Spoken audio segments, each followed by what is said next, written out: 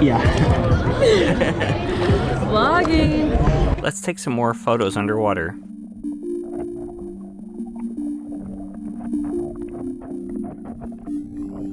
Those who've subscribed to my channel for a little over a year might remember the time I went swimming with a Nikonos to take photos underwater despite not being able to swim. And if you aren't familiar with that, you can catch the link on the end card of this video. But a refresher for everyone else, I still can't swim. But when you have an amazing model like Macy, a stylist and pool loner like Holly, well, you've got to go and give it your best shot. And it was above ground, so there's very little chance I would drown. Our first set was with this really colorful ombre dress, I guess. And Macy is a dancer in addition to being an actor, so she was a perfect person to work with despite never having worked underwater before. I brought my Nikonos 3, which you may remember from the previous video, as well as a Canon WP-1, which I actually acquired at some point in the last year. It's waterproof, as the name might suggest, although its age makes it potentially iffy underwater, but it's survived a few shoots so far, and you'll see those in this video, not just the one with Macy. So I've got a lot going on. I decided I was going to go all in, and I managed to actually find a few pools to work with, and I guess it's the moral of the story might be persistence pays, at least in terms of planning and trying to pull things together. But you also have to note when shooting underwater that water eats light. Even 4 feet of water or less like this, you need to have almost direct overhead sunlight, like noon lighting. So it's kind of opposite what you normally hear, good lighting for photos. But anyway, when you have 4 feet of water, it does make it a little bit easier in terms of lighting. Speaking of easier, this beautiful vintage dress that Holly brought really came to life with Macy and in this water. The combination of her hair, the pool colors, and the dress, and Macy's amazing skills were all a perfect combination to me.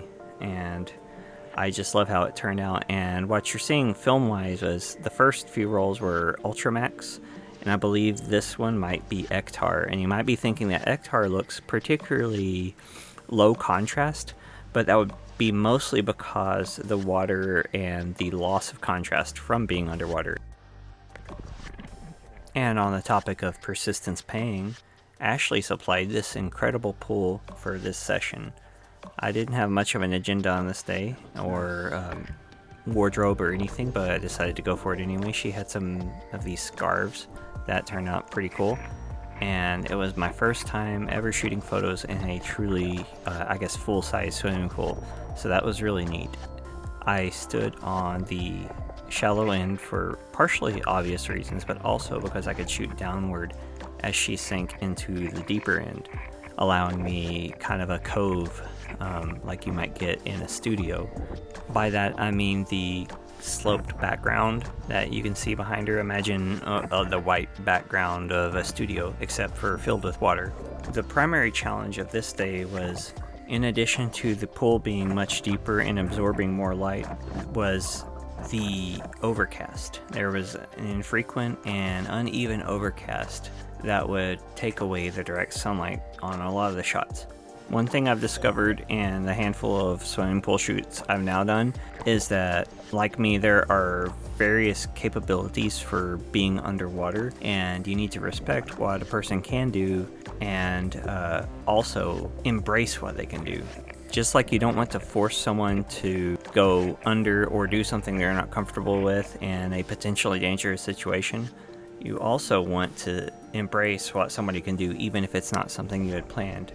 Ashley was adept from childhood at playing around on the actual bottom of the pool on the near deep end, and I was able to take advantage of this, especially from my higher vantage point in the shallow end, and we were able to get some interesting and creative poses that I had never thought about because this is all a new experience to me. And once again, this is with the Nikonos and the Canon Sureshot WP-1. And the film you're seeing here is actually Kodak Vision3 250D ECN2 film. Hopefully it's not too cold. Oh, actually, that's really nice. And finally, I took another trip to a much larger pool that was also much different with Carly.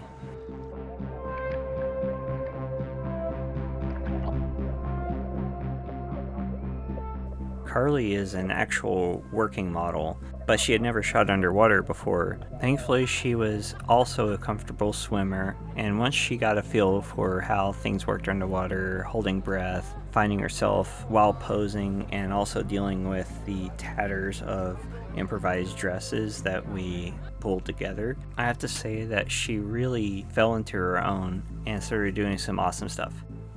The dress was blue, almost electric blue, but you can see the light absorption abilities of the water as it appears nearly black in these photos, but it was also not directly at noon, so this is later in the day.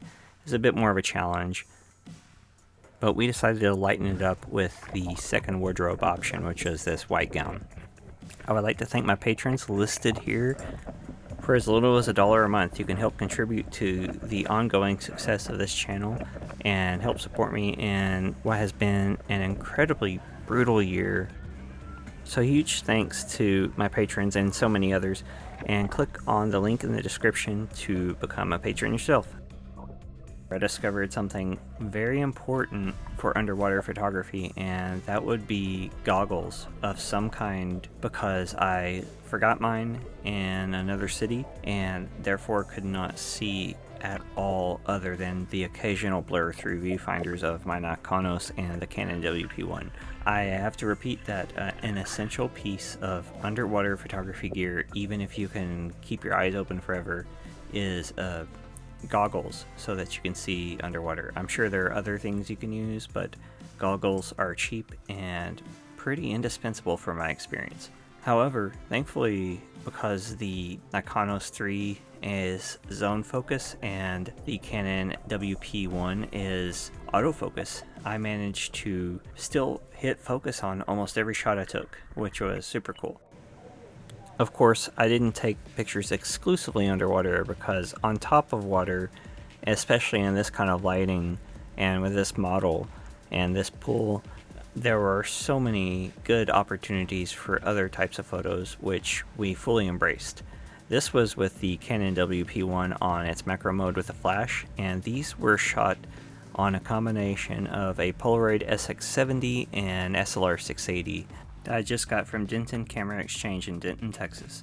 The lighter ones are the 600 film on the SLR 680, and the ones with the electric blue are SX70. So I guess depending on the date of manufacture, that might be one of the primary differences in the film types. Still, the 600 was an older manufacturing date, and that needs to be taken into account. Yet I'm still very pleased with both of the camera's performances, except for a little light leak on the SLR 680, which is going to be repaired. Metering underwater is a little tricky, and I do not endorse my method of dunking my iPhone, the newest one by the way, underwater and taking advantage of its relatively waterproof state.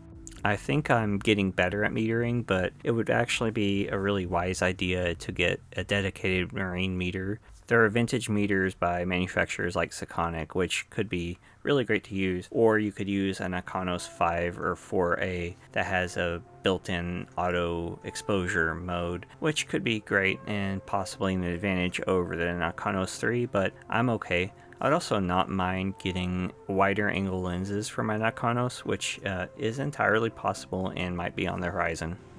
And there you go, that's kind of my warts and all look at my underwater photography experience, shoots 2 through 4, and I've done 1 or 2 more since this, but we'll see how they go, and I think I'm learning a little bit more every time. I don't really know where this is going, but you can be along with me on the journey, so hopefully you're getting something out of this, or at least being inspired, or, you know, making fun of me. I don't know, whatever. Anyway, thanks for watching.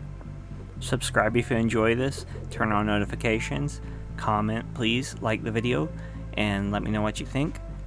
I'm hoping to continue to be a little more consistent as I go. I've been traveling around and shooting a lot of photos, and I will do my best to share my travels and adventures and thoughts with you. Thanks.